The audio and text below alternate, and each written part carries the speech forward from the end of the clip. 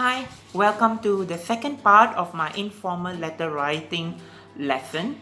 So in this lesson, we are going to look at the art of writing informal letter again, but this time we are going to look at the content part.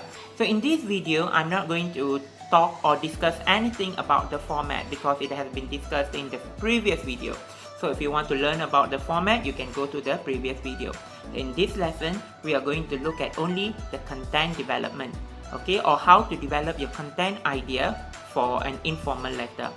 And while writing the informal letter here, we are going to look at some phrases that are relevant, some vocabulary that are relevant for this letter, and also the tenses. Okay, so in in the letter that we are going to do in a while, it is an informal letter to give information to a friend who is visiting Malaysia. So mostly in this video, you're going to look at how to develop content using simple present tense with reasonable amount of simple past tense and present continuous tense and present perfect tense. Majority of the sentences has been constructed in simple present tense. Okay, and I've also given some vocabulary that can be used to describe places, food, and also people. So you can use all these ideas to write the letter on your own. On the other hand, I have also given tips on how to develop ideas, because some students have asked me how to develop content points because they do not know how to develop content points, thus they have lost marks. So I have given here ideas in the question form for every content point. So after watching this video, you probably can try writing the letter on your own using the questions that I have constructed based on the content points. And in future, while developing content points, you can also put them in questions just like I'm going to show you after this, so that you know how to develop your content idea. So now let us look at the video.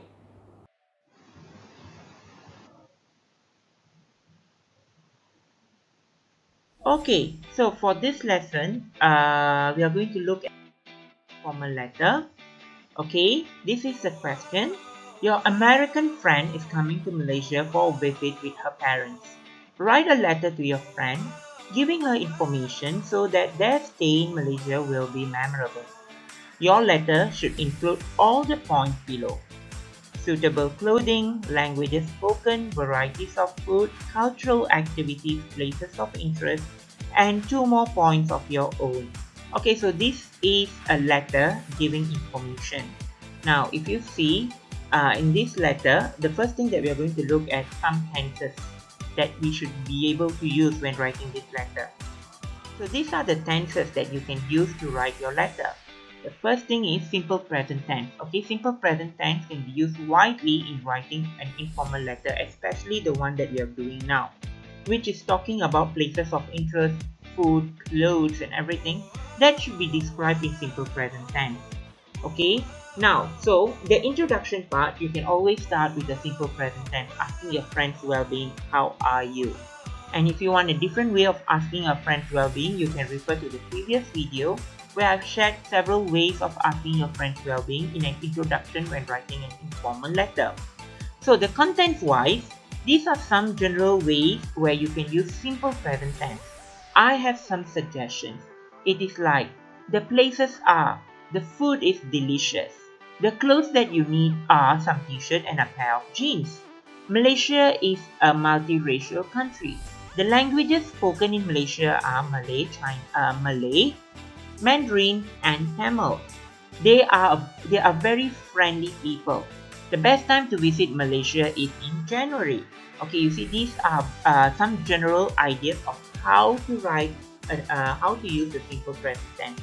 And generally, your descriptions in these essays should be in simple present tense because you're telling them how Malaysia is presently. Okay, now besides using the simple present tense, you also can use a reasonable amount of simple past tense in your letter. For example, in your introduction, to indicate when you received your friend's letter, you can use past tense. For example, you can say, I received your letter 2 days ago. Okay? Or you can also give a reason if you are going to say that you're replying your friend's letter late. For example, you can say, the reason I'm replying the letter late is because I was. Okay, you continue the reason with a past tense. Now, the content of your letter can also be in past tense, some parts of it. For example, previously this place was known for. If you are taking your friend to places of interest and you want to relate a little bit of past about this place, you can use this past tense. Also, you can say 15 to 10 years ago, this food was served. If you're talking about the food's history, how it has been served in the past, so you have to use past tense. In those days, people used to. So you see in this letter, while using a reason, while describing a lot of your ideas in simple present tense, you can also use reasonable amount of simple past tense. Now, besides simple present tense and past tense, you also have the present continuous tense.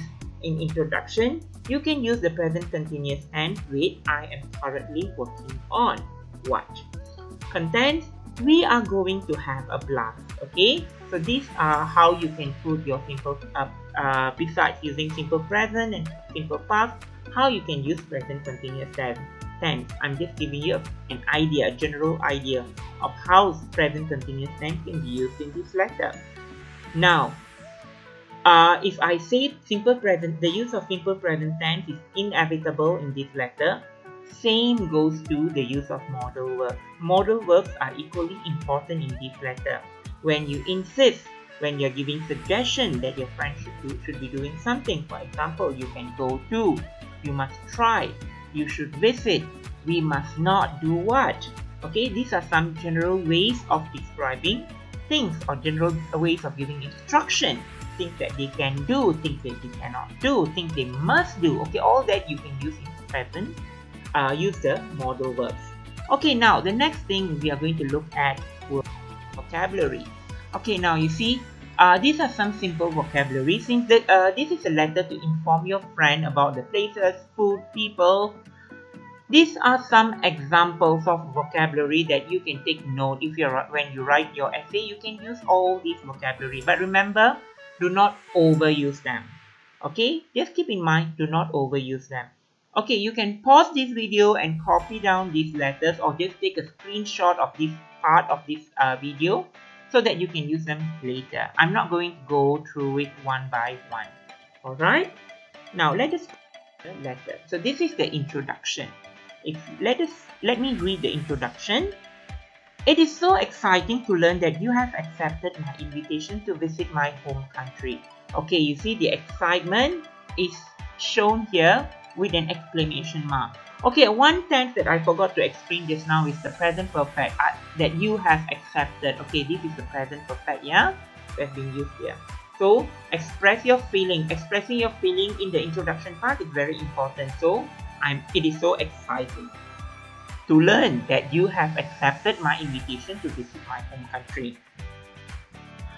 So it is unbelievable that we are going to finally meet after years of corresponding through snail mail.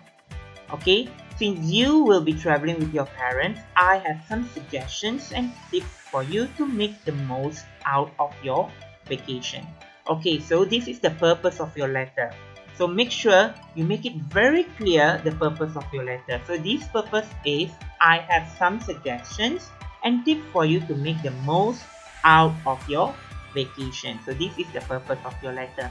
Now, besides expressing your feeling, in the introduction part, you can also say, how have you been? How busy are you? So you can also ask your friend, what have you been doing? Or you can explain to your friend, what have you been doing? Okay? Meaning to say what you have been doing. Okay? Whether you are having an exam or whether you are busy with something else. So you ask and you can also explain.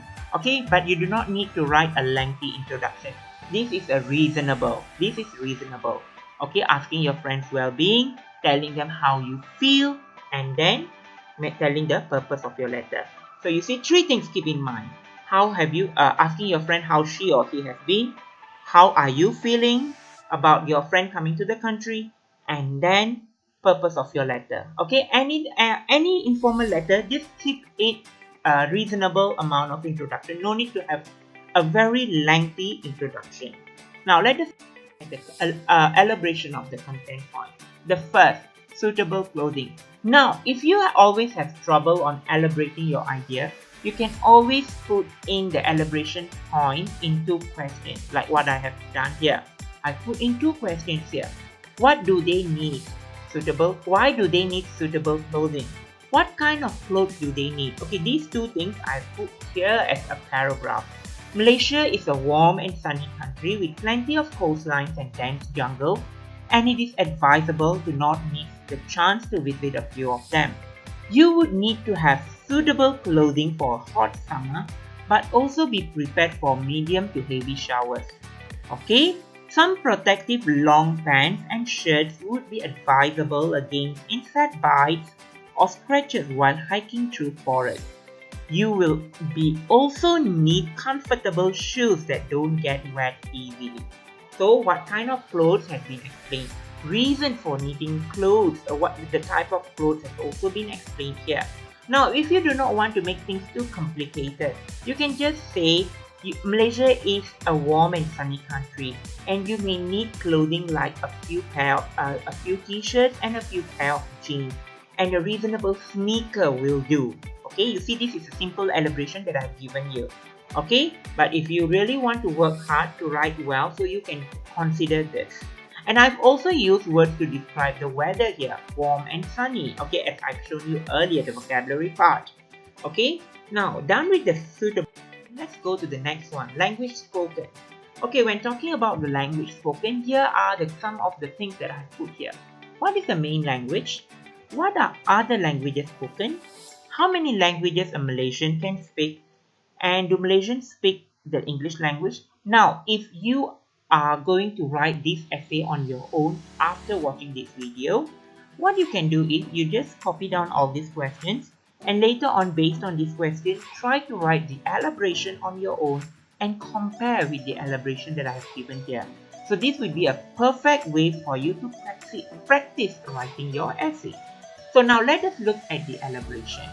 The language spoken in Malaysia is Malay, and almost everyone here can speak the language. Okay, so the first sentence I have already answered the first question.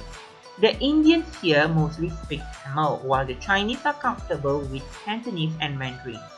Okay, so this I have already explained. The second question has been explained here.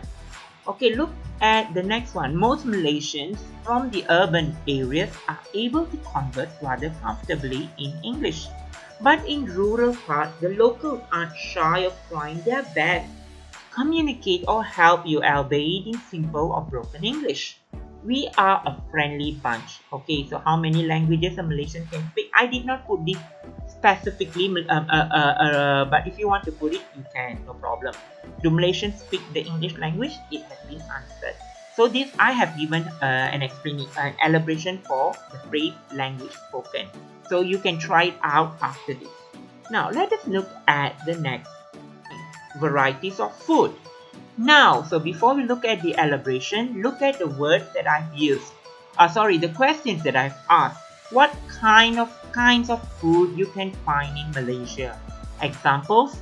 Or can we use any food vocabulary here? Lip smacking, finger licking, or mouth watering? Okay, so let us look at the elaboration now. In Malaysia, you can find a wide variety of food.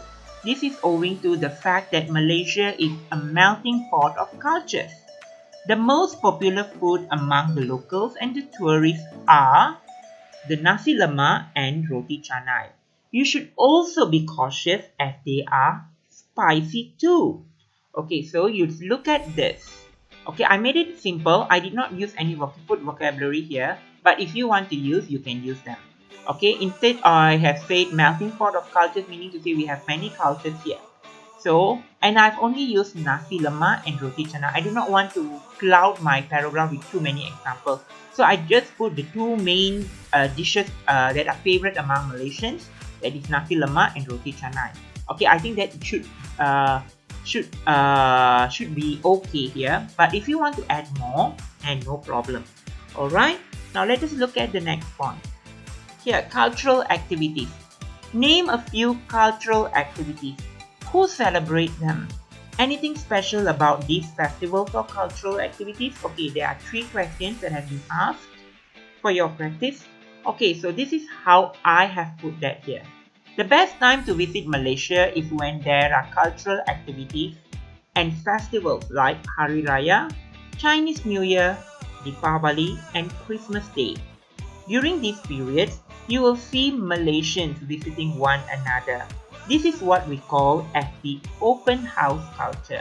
Okay, so I have already named a few cultural activities, the festivals, and who celebrates them.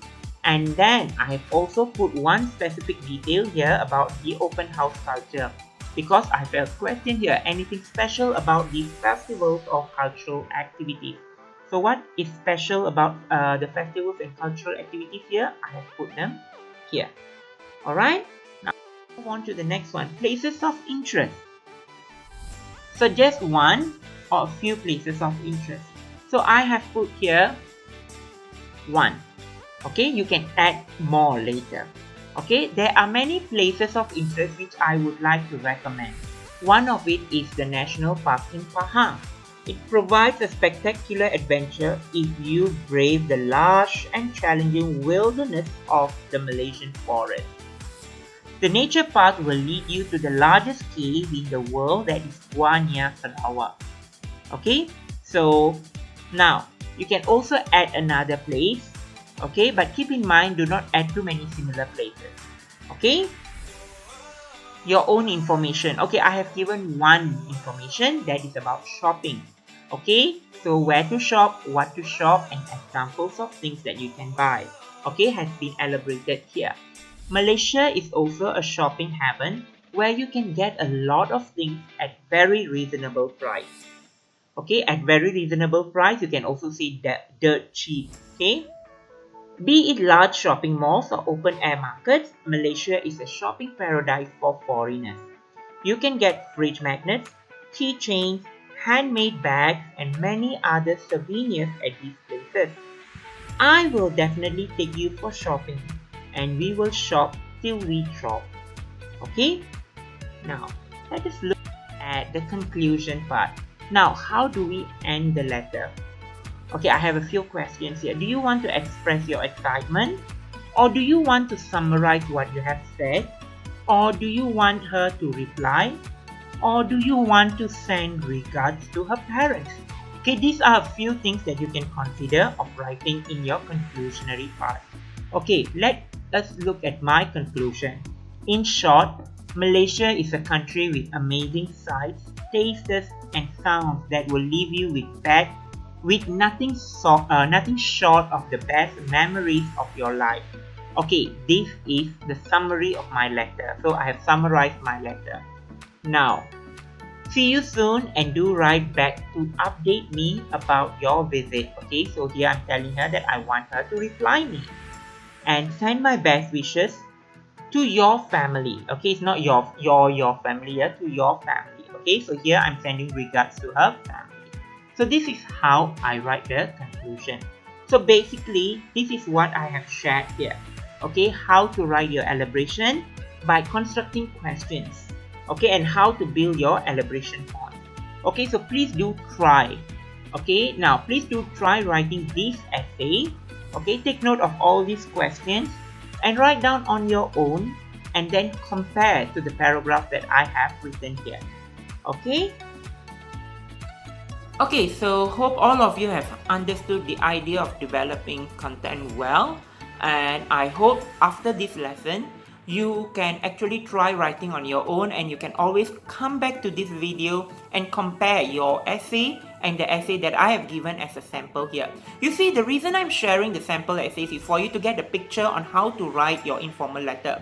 I can go on and on giving tips, but without showing you what a good essay is, it is difficult for you to set a standard or to set a level that you want to reach. Okay, you may write simple sentences without using vocabulary for a start, for a start if you are really weak. But as you practice, day after day, you will improve. That's when you can put complex sentences, complex ideas, and also simple vocabulary. So for a start, try to construct the sentences on your own. Okay, so I hope you'll practice more after this, and till I see you again with my next video, also on an informal letter. Bye bye. and make sure you practice, yeah? Thank you.